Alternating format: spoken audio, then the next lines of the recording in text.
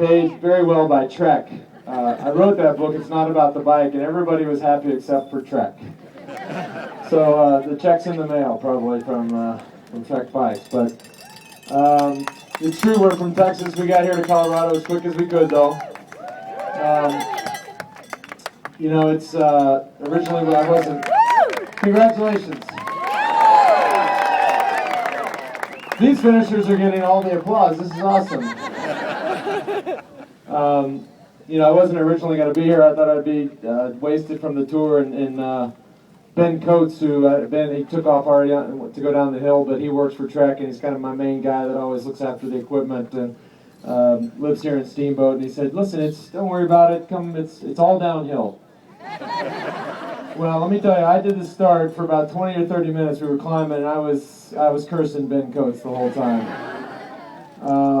But it's truly great to be here. This is a community that I visited briefly. In fact, we did this trail a long time ago at that Mercury tour, and then I promptly dropped out.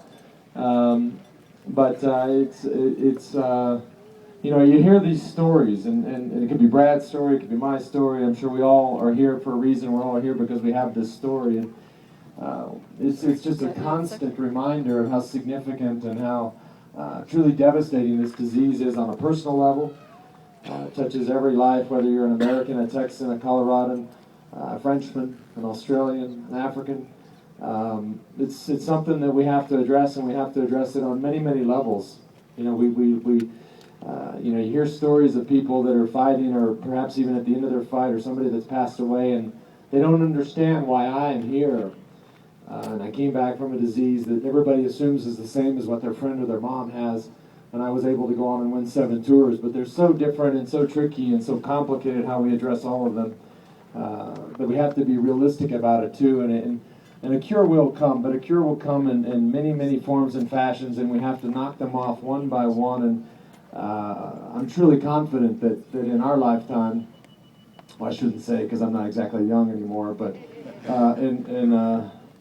in his lifetime, we're going to find a cure for many, many cancers, and we'll continue to address it. Like I said this morning, we speak all the time about the cancer continuum, and that begins right where it should be, and that's with prevention, making sure that young people and all of us make the proper decisions and healthy choices in our lifestyle. Access to care in the United States of America certainly is a very big issue, and making sure that regardless of what side of the tracks you live on, you have the best health care that you. Congratulations. All right, Alaska. Huh? Wait a second. All right. Little breakaway there.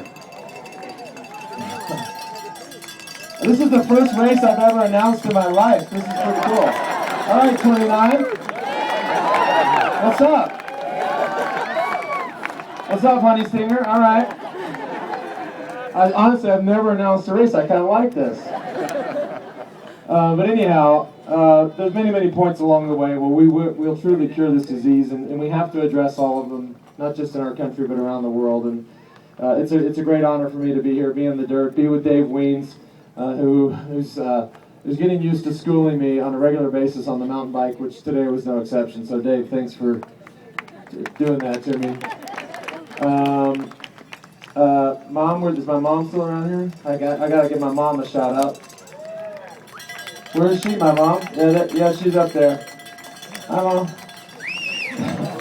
You weren't there this morning, Mom, when I gave you a shout out. Congratulations. Thank you. Good job. All right, so everybody, this is the second part of the ride. Be safe, and again, thank you all for being here. And I suppose I'll end with a little story. And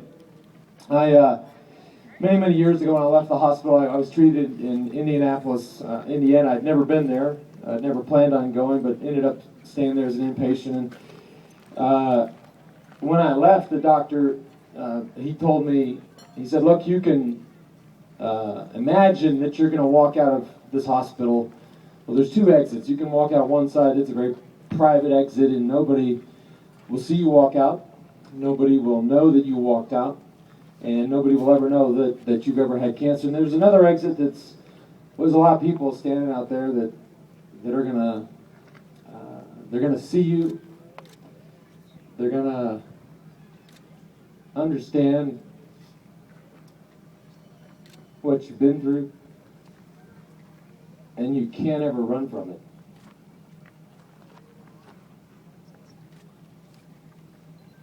I've told this story a lot.